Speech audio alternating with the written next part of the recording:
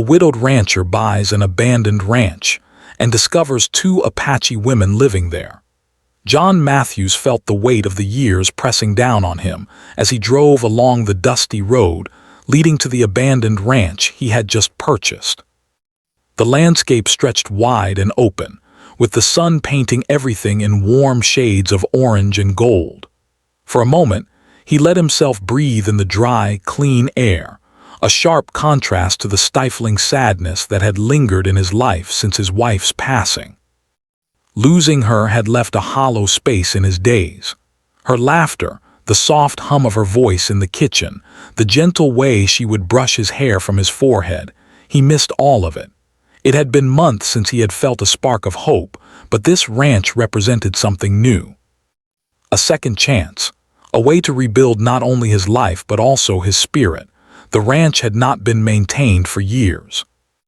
The wooden fences leaned at odd angles, the paint on the barn peeled away like old paper, and the roof of the main house had a large section missing, exposing the beams to the harsh sun and occasional rain. Most people would have driven away, seeing nothing but trouble and expense, but John saw possibilities.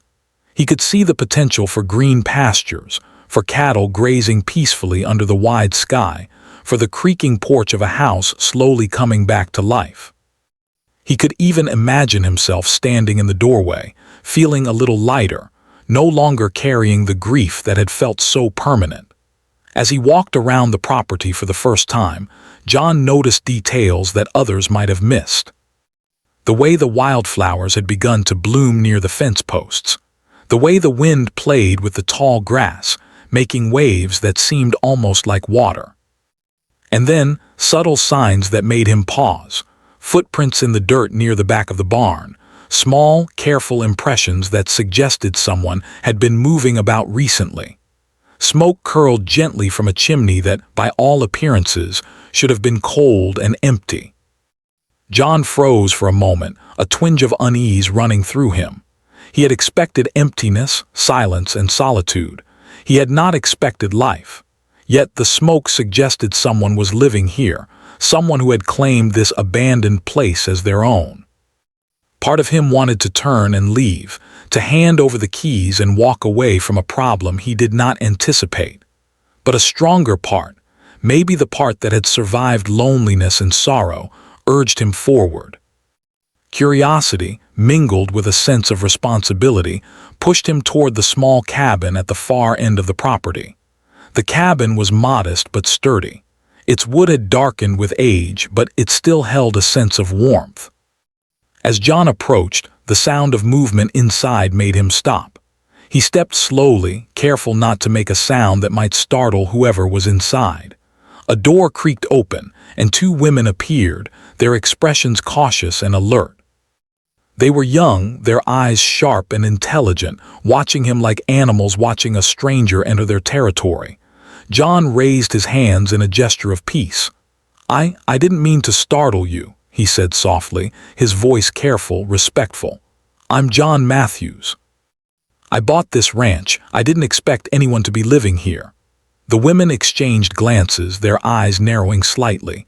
One of them, slightly taller with long, dark hair, spoke first. "We've been here for months. We're not going anywhere. This land, it's been empty for a long time, but it's ours now too." John nodded slowly. He could see the determination in their eyes, the resolve that had kept them alive in a world that had not always been kind. He realized he was not facing intruders but survivors. People who had found a way to carve out a safe space in a place others had abandoned. His initial shock faded, replaced by a cautious admiration. Over the next few days, John explored more of the ranch, keeping a respectful distance from the women at first. He watched from afar, noticing how they moved through the property with ease, how they had adapted to the harsh land, using every resource they could find. They had built small garden patches, gathered water from a nearby stream, and even managed to repair parts of the cabin to make it livable. John could see that survival had made them strong, resourceful, and independent. It was clear that this was no ordinary encounter. It would require patience, understanding, and perhaps even humility on his part to navigate this new chapter of his life. At night, John sat on the porch of the main house, looking out at the horizon. The wind rustled through the trees, carrying the scent of sage and earth. He thought about his wife, about the life they had shared, and about the loneliness that had followed her passing. Now, for the first time in many months, he felt a flicker of possibility. Perhaps this ranch, this unexpected encounter, could give him more than just land. Perhaps it could offer connection, purpose, and even a new kind of family. As the days passed, he began leaving small supplies near the cabin.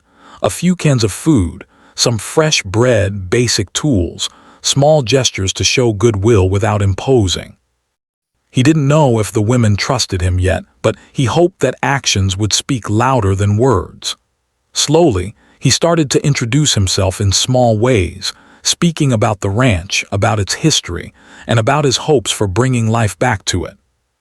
The women listened cautiously, sometimes nodding, sometimes remaining silent, but the barriers began to shift, if only slightly. John also began to repair parts of the ranch that had been long neglected. He fixed the sagging fence posts, patched the barn roof, and cleared the overgrown paths. It was hard work, physically demanding and exhausting, but it gave him a sense of purpose he had not felt in a long time. As he worked, he often caught glimpses of the women watching him, their expressions thoughtful. He wondered what they thought of this middle-aged widower who had suddenly appeared in their lives. Did they see him as a threat, or as someone who could be trusted? Only time would tell. One evening, as the sun dipped below the horizon and painted the sky with deep shades of purple and pink, John finally spoke directly to the women. "I know this ranch is important to you," he said, his voice steady. "I want you to know that I don't want to take it from you. I just want to make this place safe and alive again. Maybe we can find a way to work together." The taller woman studied him carefully, her eyes reflecting the fire of the setting sun. "We survive here because we have to," she said softly, "but we can see that you mean no harm. We'll see if your actions match your words." John smiled faintly, a mixture of relief and anticipation in his chest. This was only the beginning. The journey ahead would not be easy, but for the first time in many months, he felt hope stirring within him. He felt the possibility that this abandoned ranch could become more than just land. It could become a home, a place of connection, and maybe even a second chance at life. And as night fell, with stars stretching across the sky like tiny sparks of light in the vast darkness, John sat quietly on the porch, feeling the wind on his face and the quiet promise of something new. He didn't know what tomorrow would bring, but for now he allowed himself to hope, to dream, and to believe that even in unexpected encounters, life could find a way to surprise him, and perhaps in time to heal him. The morning sun spilled over the horizon, turning the desert sky into a soft canvas of gold and pink. John Matthews woke earlier than usual, as he had begun doing since buying the abandoned ranch. Something about the vast quiet of the land, combined with the anticipation of what lay ahead, stirred him awake. The work on the ranch was constant, repairing fences, clearing brush, tending to the small garden he had started. But today, his thoughts kept drifting toward the two women he had discovered living in the cabin. He had learned their names over the past few days. The taller woman was called Ayana, which meant eternal bloom, a name her mother had given her. The younger one was Lilui, meaning flower of the world, a name her grandmother had chosen for her. John respected the way their names carried pride, history, and identity. He understood that these women were more than just survivors. They were keepers of traditions that stretched back generations, and he felt humbled by their presence on the land he now owned.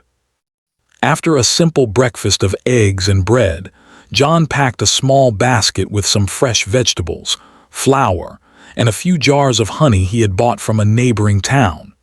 Today, he decided, he would approach the women more directly. Up until now, He had left supplies at the edge of the cabin or offered a few words from a distance. Now he wanted to start building trust, step by step, and perhaps begin a conversation that would lay the foundation for understanding. He walked slowly toward the cabin, careful to make his movements visible but not threatening. When he reached the door, he called out softly, "Good morning, Yana. Lilui, I brought some fresh food. I hope it's okay that I came this close." Yana appeared first, her eyes wary but not unkind. She was dressed simply, her dark hair braided to keep it out of her face. Lilui peeked from behind, her curiosity apparent. They exchanged a brief glance before Yana nodded. "Come in," she said quietly. "But we'll stay in the shade over here, it's too bright in the cabin." John set the basket down carefully. "I thought you might like some fresh vegetables and some honey," he added, his voice friendly. "I know how hard it can be to find good food out here. I just want to help, not intrude." Yana studied him, then gave a small smile. "Thank you, that is kind of you. It is hard to find fresh food. We survive mostly with what we grow or find in the desert." Lilui stepped closer, her eyes bright. "Do you have animals on this land?" she asked, curiosity evident in her voice. "Cows, horses," John nodded.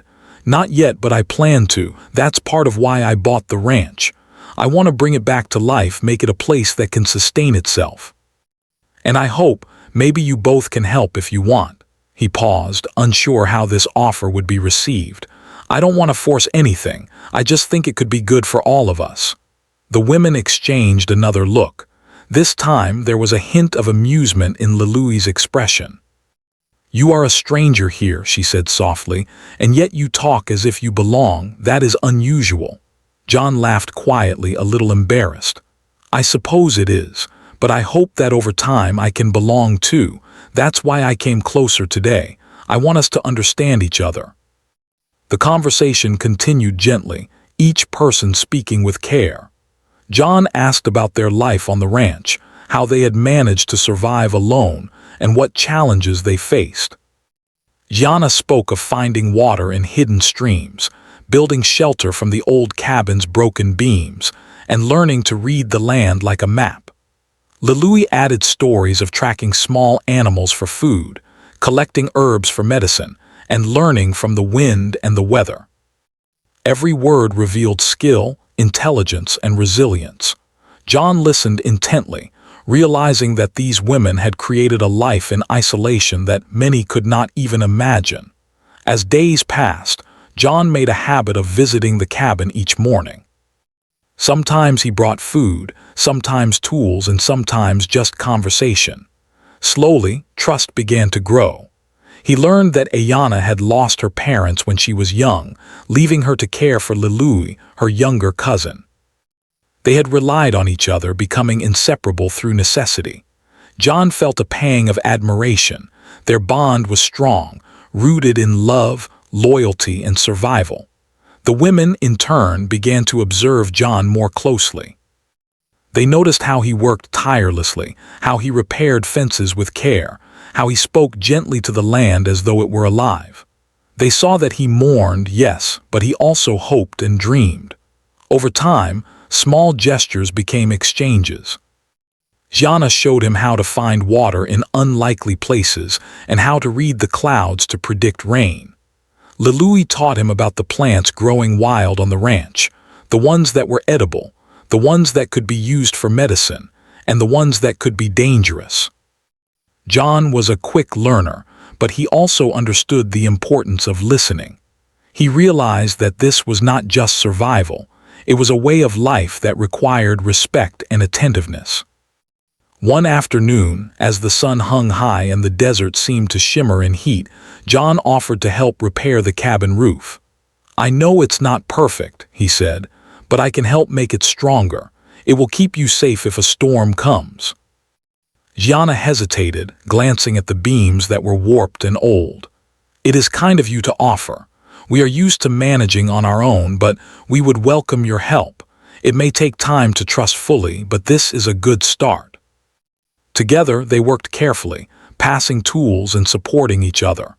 John held beams steady while Ayanna secured them, and Lalui fetched nails and hammered them in place. The work was hard and tiring, yet there was laughter too, quiet, shared laughter that eased the tension between them. For John, it was a revelation. For months he had felt alone, carrying grief and uncertainty, but here, working side by side with these two women, he felt a sense of connection he had thought lost forever. Evenings were the quietest times, when the sun dipped below the horizon and painted the desert in soft shades of purple and gold. They would sit outside the cabin, eating simple meals together: bread, vegetables, and sometimes meat John had purchased from a local rancher. They shared stories of the past, of family and dreams, and slowly, walls began to fall. John spoke of his late wife, of their life together, and of his hope that he could honor her memory by making this ranch a home. The women listened respectfully, offering empathy without judgment. Their own stories flowed in return, painting pictures of hardship, survival, and resilience. One evening, John noticed Lalui staring at the horizon, lost in thought. "What are you thinking about?" he asked gently. She hesitated, then spoke. "I think about the world beyond this land, about people who do not understand the desert or the land, about what it means to survive and what it means to be free." John nodded slowly. "I understand. I have felt that too after losing my wife. Sometimes the world seems too large, too complicated, but here on this ranch, maybe we can find a balance. Maybe we can create a place where life can be simple but meaningful." Ayanna smiled faintly. "You speak wisely. Perhaps you have more to teach us than we thought." Days turned into weeks, and their lives began to intertwine in small, meaningful ways. John learned not only how to live on the land, but also how to listen, observe, and respect the knowledge the women held. In turn, Ayanna and Lalui began to see John not as an outsider, but as someone who could help them survive, someone who could share the burden and joys of living on the ranch. The initial tension faded, replaced by cautious friendship, understanding, and a growing sense of partnership. Yet, despite these small victories, John knew challenges lay ahead. The land itself was harsh, unforgiving, and unpredictable. Storms could damage fences, dry spells could threaten food and water, and the isolation meant they could not rely on immediate help from the outside world. But he also knew that together, they could face these challenges. Each person brought strengths: John's experience with ranching, Ayanna's knowledge of survival, Lalui's understanding of the land.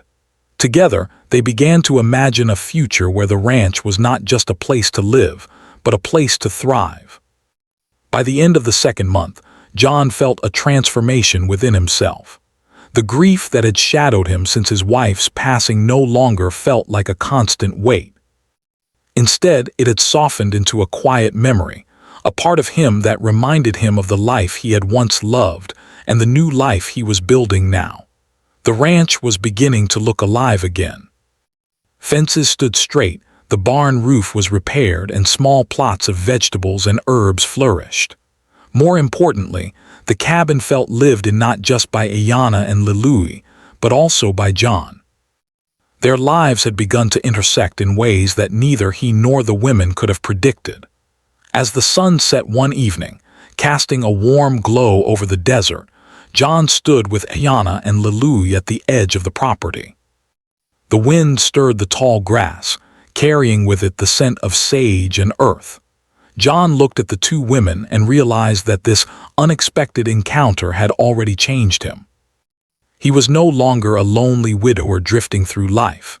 He was part of something larger, something meaningful, and he understood deep in his heart that this was only the beginning.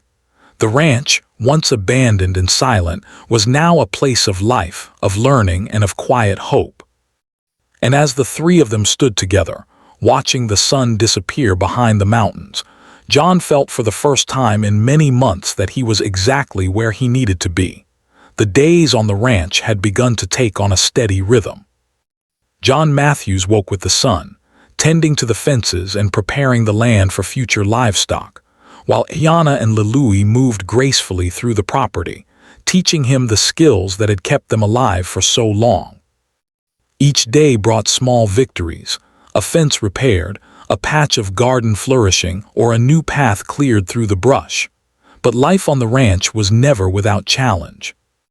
One morning, John noticed that a section of the northern fence had been torn down, likely by wild animals searching for food. He frowned, rolling up his sleeves. "I'll need to fix this today," he muttered to himself, though he knew he wouldn't be working alone. Gianna appeared almost instantly, carrying a sturdy bundle of rope and old wooden posts.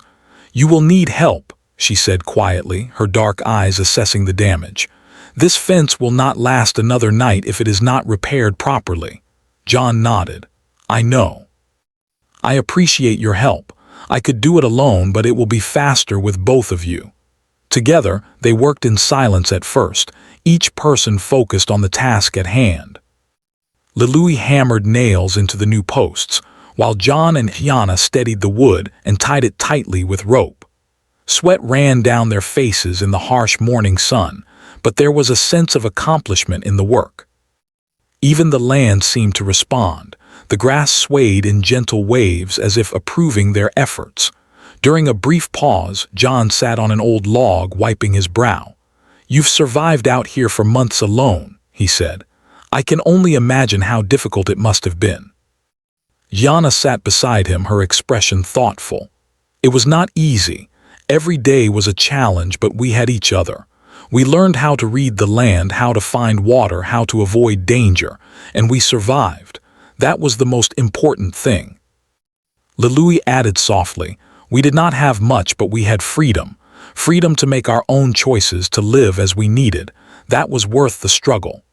John listened quietly, feeling a mixture of admiration and humility. He had spent years managing land and livestock, yet the skill, resilience, and courage these women displayed were far beyond anything he had experienced. He realized that survival in isolation demanded intelligence, patience, and courage, qualities he respected deeply. As the afternoon sun climbed high, John suggested they take a break under the shade of a large mesquite tree. They sat together, sharing a simple meal of bread, cheese, and vegetables. The conversation turned to memories of the past. John spoke of his late wife, of quiet evenings on their old ranch, of dreams he had once held for the future. Iana listened, her eyes steady. "Grief is a heavy burden," she said finally. "It does not disappear, but it changes. You carry it differently over time." John nodded slowly. "You are right. Some days it feels like it will never end, but then moments like this, working, talking, sharing meals, it gives me something to hold on to, something to hope for." Lilui, quieter than her cousin, added, "Hope is powerful. Even in the desert with so little, hope keeps you moving forward." Their words lingered in John's mind long after the meal was over. He realized that this ranch was becoming more than a place to work. It was becoming a place of learning, understanding, and connection. Each day brought new lessons, not just about the land, but about life, resilience, and trust. As the days passed, John began to notice small changes in the women as well. Iana seemed less guarded, her initial wariness slowly giving way to trust. Lilui's curiosity grew, and she began asking more questions about the ranch, about the livestock, and about John's experiences. Their interactions became more natural, filled with quiet laughter and shared effort. One afternoon, a problem arose that tested their growing partnership. A sudden storm swept across the ranch, sending strong winds and heavy rain crashing against the cabin and the newly repaired fences. The roof of the cabin threatened to leak, and a small section of the northern fence, the one they had worked on only days before, collapsed under the force of the storm. John ran to the cabin, calling out to Iana and Lilui. "Are you both okay?" Iana emerged from the cabin, water dripping from her hair. "We are fine. The cabin is holding, but the fence—" Her voice trailed off as she gestured to the damaged posts. John nodded grimly. We'll fix it tomorrow. Tonight, we focus on keeping dry and safe. The land can wait until the storm passes. They huddled inside the cabin, listening to the rain pounding on the roof. The storm seemed endless, a reminder that life on the ranch was unpredictable and often harsh. Yet in that small space, filled with warmth and the faint smell of wood smoke, there was comfort. John realized that this was more than just survival. It was collaboration, understanding, and companionship in the face of challenges. After the storm, the sun returned, and with it, a sense of renewed purpose. John, Ayana, and Lalui worked together to repair the fence, using the lessons learned during their previous effort. They moved with coordination, each knowing what the others would do next. There was a silent rhythm to their work, an unspoken understanding that had developed through shared effort and trust. During a break, Ayana spoke softly, her gaze distant. "You know, when we first saw you approaching the ranch, we were afraid. We did not know if you would bring trouble or safety." John looked at her, surprised by her honesty. "And now," he asked. She smiled faintly. "Now we see that you mean well, you work hard, you respect the land, and you do not underestimate us. That matters." Lalui nodded in agreement. "Trust takes time, but it grows when actions match words. You have shown us that you can be trusted." John felt a warmth in his chest. For weeks, he had wondered if they would ever accept him, if they would ever see him as anything more than an outsider. And now, for the first time, he felt that connection forming, fragile but real. As the weeks turned into months, John began to integrate the women more fully into his vision for the ranch. He asked for their advice on planting new crops, managing water, and preparing for the unpredictable weather. Yana suggested a rotation system for the garden to ensure continuous harvest, while Lalui recommended building small windbreaks to protect the young plants. John followed their guidance, impressed by their knowledge and wisdom. One evening, as the three of them rested on the porch after a long day, John looked out at the land stretching before him. The fences stood strong, the garden thrived, and the cabin had been repaired and reinforced. But more than that, he saw the beginnings of a family. Not a traditional one, perhaps, but one built on trust, respect, and shared effort. Yana spoke quietly. "You have given us something we did not expect, safety, yes, but also friendship. That is rare in the world." Lalui added, "And you have learned from us too. You see the land differently now and perhaps life as well." John nodded. "Yes, I have learned so much. I have learned that life is not just about surviving, but about connection, understanding, and hope. You have taught me that." As the stars appeared in the desert sky, the three of them sat together, silent but content. The ranch was no longer abandoned, no longer empty. It had become a place of life, learning, and shared purpose. And John realized that the journey he had begun when he purchased this abandoned land had already changed him in ways he could never have imagined. Yet, John also knew that challenges would come. Life on the ranch was unpredictable, and the outside world might bring complications they could not yet foresee. But he felt ready. With Ayana and Lalui by his side, he understood that trust, patience, and shared effort could overcome even the most difficult obstacles.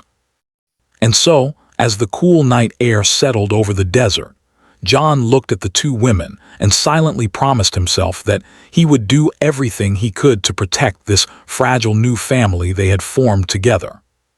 He had come to the ranch seeking a fresh start, and in return he had found something far more valuable: companionship, trust, and the beginnings of a life renewed.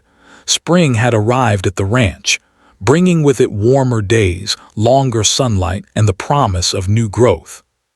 The fences were straight and strong, the garden flourished, and the cabin had become a home filled with laughter, quiet conversations, and the smell of cooking. John Matthews felt proud of how far the three of them had come. Yet he could not ignore the unease that lingered at the edges of his mind. Life on the ranch, though peaceful now, existed in isolation, and the outside world was not always kind to those who dared to live differently. One morning, a letter arrived, carried by a neighboring rancher who had noticed John's presence on the property. John tore it open, his brow furrowing as he read. The letter was from the county land office, claiming that he was aware of people living on the ranch without proper authorization. It threatened legal action and implied that the women could be removed if he did not address the issue. John's heart sank. He had hoped that their life together could remain simple and protected, but now the future seemed uncertain. He walked slowly to the cabin, carrying the letter with him. "Ayana Lilui," he said, his voice quiet but serious. "There's something we need to talk about." The women looked up from their morning chores, concern crossing their faces. "What is it?" Yana asked. John handed the letter to Ayana. "It's from the county. They say I knew people were living here and that I'm responsible. If I don't act, they could force you to leave." A tense silence fell over the cabin. Lilui clutched a small basket of herbs to her chest, her eyes wide. "They could take us," she whispered, disbelief and fear in her voice. John shook his head gently. "I don't know what will happen, but I promise I will do everything I can to protect you. We'll face this together." For the next few days, John spent hours visiting the county office, speaking with officials and gathering documents to prove his good intentions. He explained that the women had been living on the property long before he purchased it, that he had no desire to remove them, and that they had a right to remain safe. The officials listened politely, but made it clear that the process could take time and that challenges might arise. Back at the ranch, Ayana and Lilui tried to continue their daily routines, but the fear lingered like a shadow over their work. The garden still needed tending, fences still required care, and the animals John hoped to bring to the ranch needed preparation.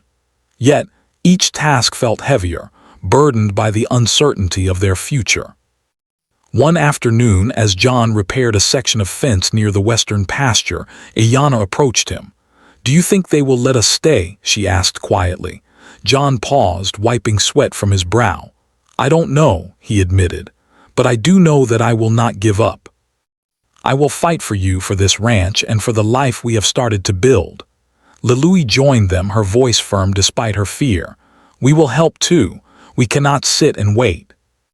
If we work together, we can show them that this is not just a place to live, but a place where we belong." John felt a surge of gratitude.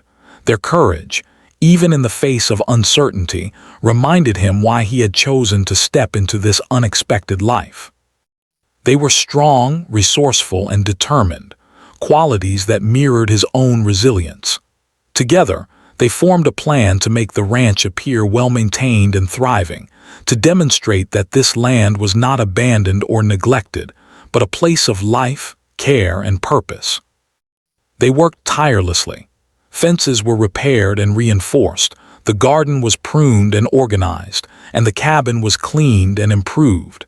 Every corner of the ranch showed signs of attention and effort, a testament to the teamwork and dedication of the three of them.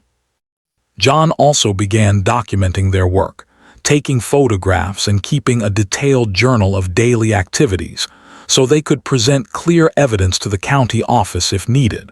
Despite their efforts, tension arose in small ways. Differences in opinion about work and priorities sometimes led to disagreements. Ayana preferred careful planning and methodical steps, while John was more willing to take immediate action.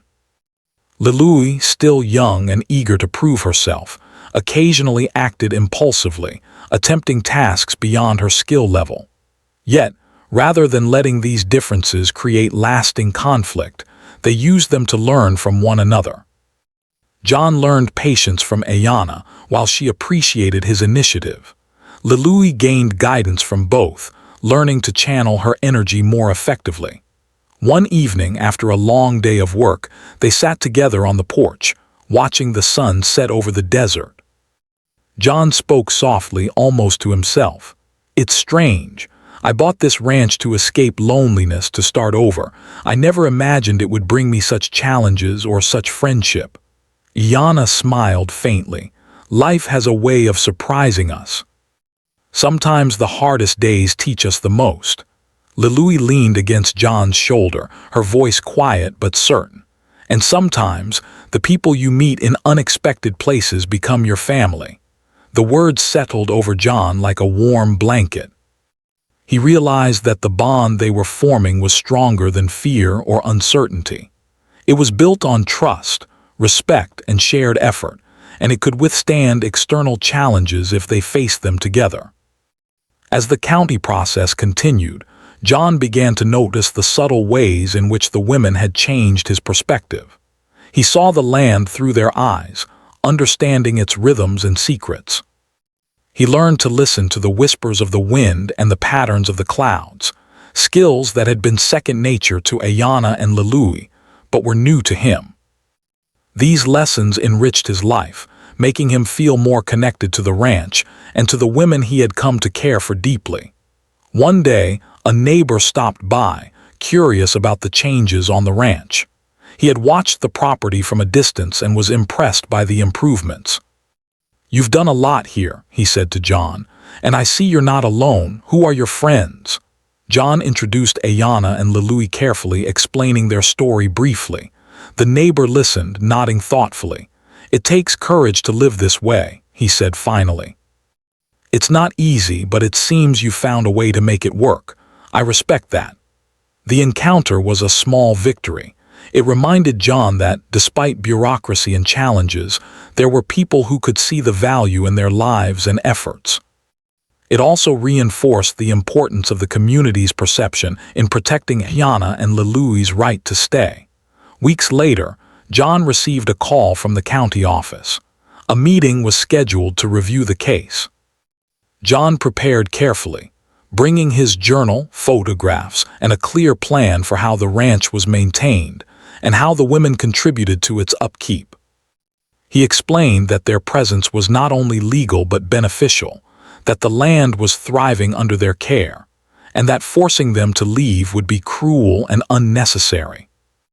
At the meeting, John spoke with calm determination, while Ayanna and Louie observed quietly from the back of the room. Their confidence in him gave him strength. When the officials asked questions, John answered honestly, acknowledging the challenges but emphasizing the women's resilience, skills, and contribution to the ranch. He spoke not just for legality but for humanity, making it clear that this was more than land. It was a home, a place of life, learning, and connection. After what felt like hours, the officials nodded. "We understand," one of them said finally. "Given your documentation and the circumstances, we see no reason to remove anyone from the property. But we will need to keep records updated and maintain communication to ensure compliance with county regulations." John exhaled, a mixture of relief and gratitude washing over him. He returned to the ranch, carrying the news carefully, unsure how the women would react. When he arrived, Ayanna and Louie were tending the garden, their hands covered in soil. "Good news," he said, smiling broadly.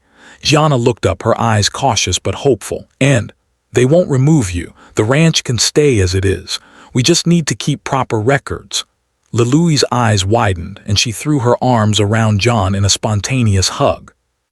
"We can stay," she exclaimed. "Yes," John said softly, "we can stay, and we will continue to build this place together."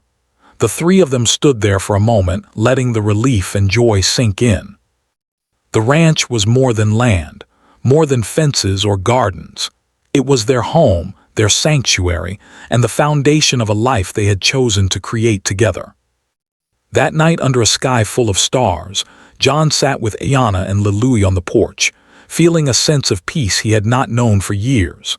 The challenges had been real, the fear had been strong, but their bond had grown even stronger. They had faced uncertainty together, and in doing so, had discovered the depth of trust, loyalty, and love that could exist between people who choose to support one another. John realized that life on the ranch was not simply about survival.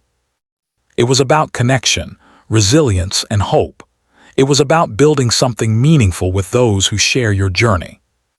And as he looked at the women who had become so important to him, He understood that this was only the beginning of their story, one that would continue to unfold with courage, compassion, and determination. Summer had arrived at the ranch, bringing with it longer days, warmer nights, and the gentle hum of life. The desert, once quiet and seemingly empty, now felt alive. The fences stood strong, the garden flourished with vegetables and herbs, and the cabin had taken on the appearance of a true home. John Matthews often paused in the mornings to take in the view. The sun rising over the hills, the soft sway of grass in the wind, and the sense of peace that had slowly grown around him. But the real change, the one that made his heart feel light, was not just in the land. It was in the people who now shared it with him. Gianna and Louis had become an inseparable part of the ranch, their presence no longer a surprise or a challenge, but a blessing.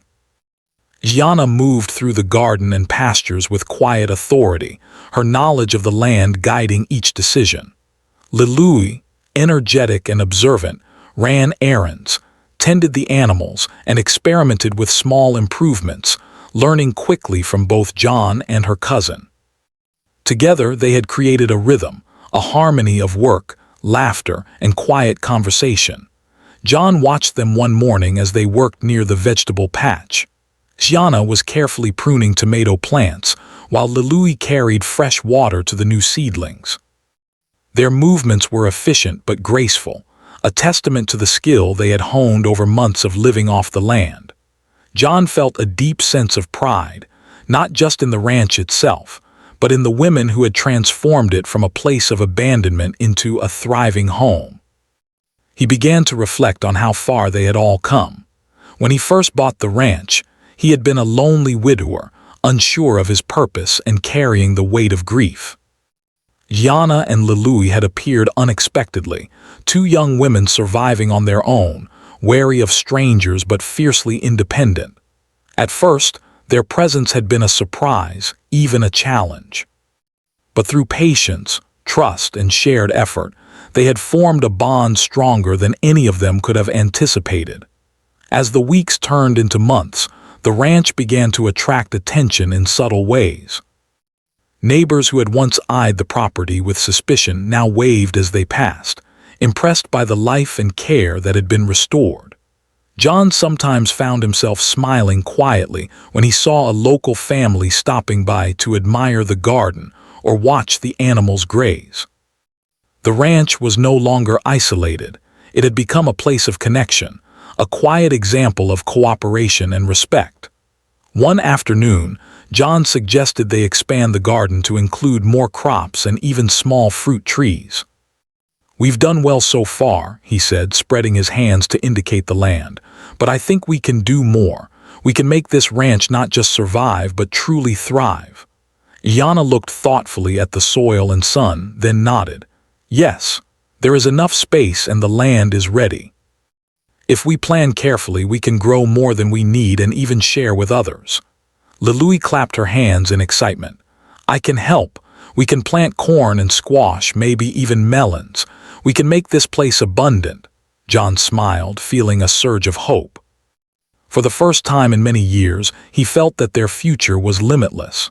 Together, they mapped out sections for new crops, planned irrigation paths, and prepared the soil.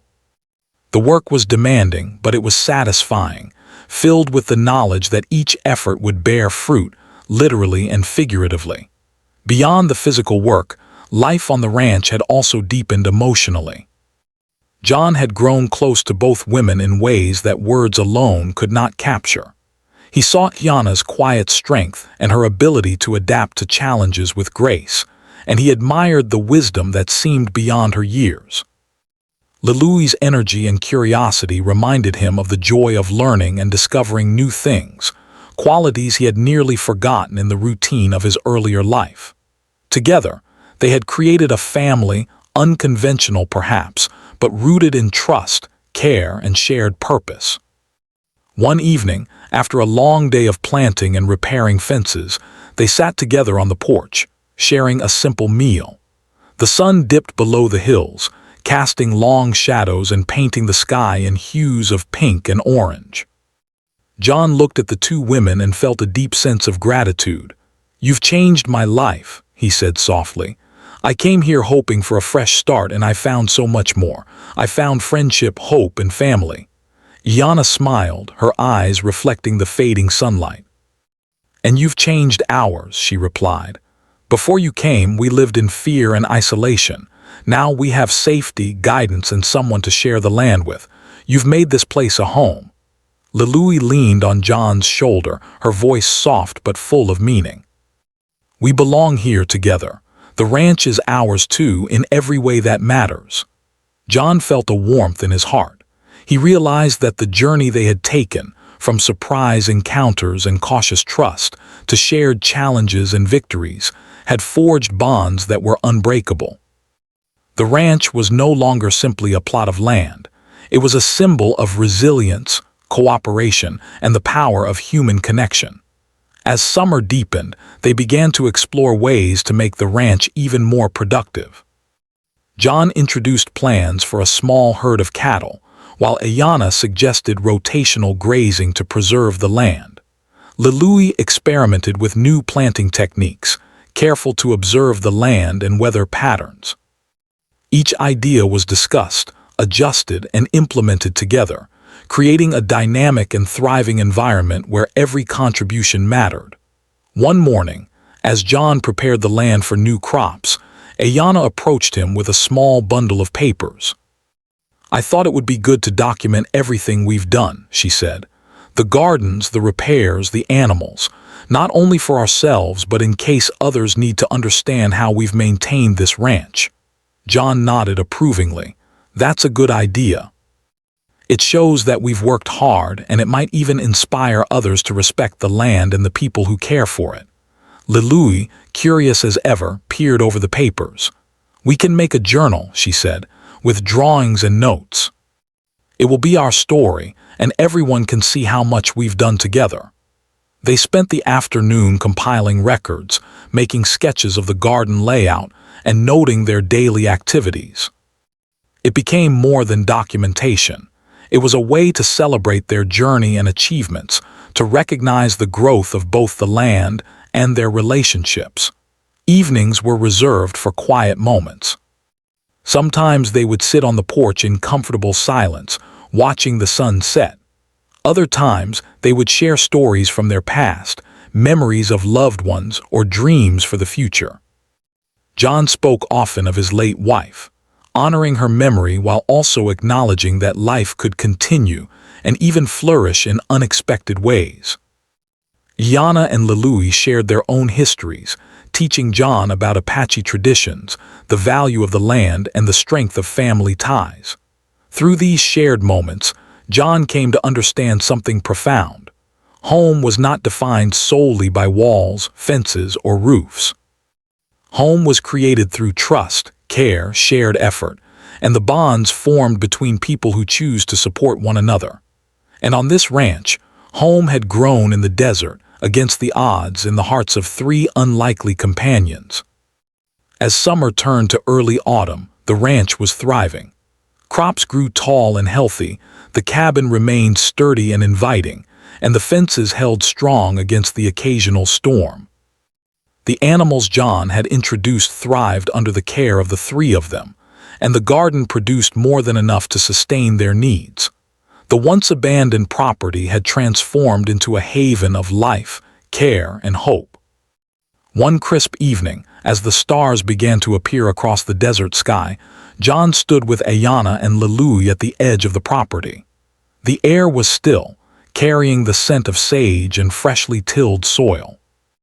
They watched the moon rise slowly above the hills, casting a gentle silver light over the land. "This place, it's more than I ever imagined," John said softly. "It's not just a ranch. It's our home, and it's yours too. Thank you for trusting me, for working with me, and for being part of this life." Iana took his hand gently. "And thank you, John, for seeing us not as obstacles but as people. We've found safety and friendship here because of you." Lilui smiled, her eyes bright in the moonlight. "We will keep this place alive. We will protect it, and we will grow together. This ranch is our story now, all of us together." John felt a deep sense of peace settle over him. He realized that the journey, with its challenges, uncertainties, and moments of doubt, had led to something extraordinary. They had faced fear, legal threats, harsh weather, and the unknown. But together, they had created something lasting, meaningful, and beautiful. As the night deepened and the desert stars shone above, John, Ayana, and Lalui returned to the cabin. They lit a small fire outside, its glow warm against the cool night air. They shared a simple meal, laughed at small mistakes, and spoke quietly of dreams for the future. The ranch, once silent and abandoned, was alive with purpose, life, and love. And in that moment, John understood fully what he had hoped to find when he bought the ranch. Not just a new beginning, but a family, a home, and a life filled with hope. Together they had transformed not only the land but their hearts. And the desert, wide and timeless, held their story, a story of resilience, trust, and the extraordinary power of human connection. The ranch was no longer just a place to live. It was a place to thrive, to learn, to grow, and to love. And for John, Ayana, and Lalui, it was the home they had dreamed of without even knowing they could.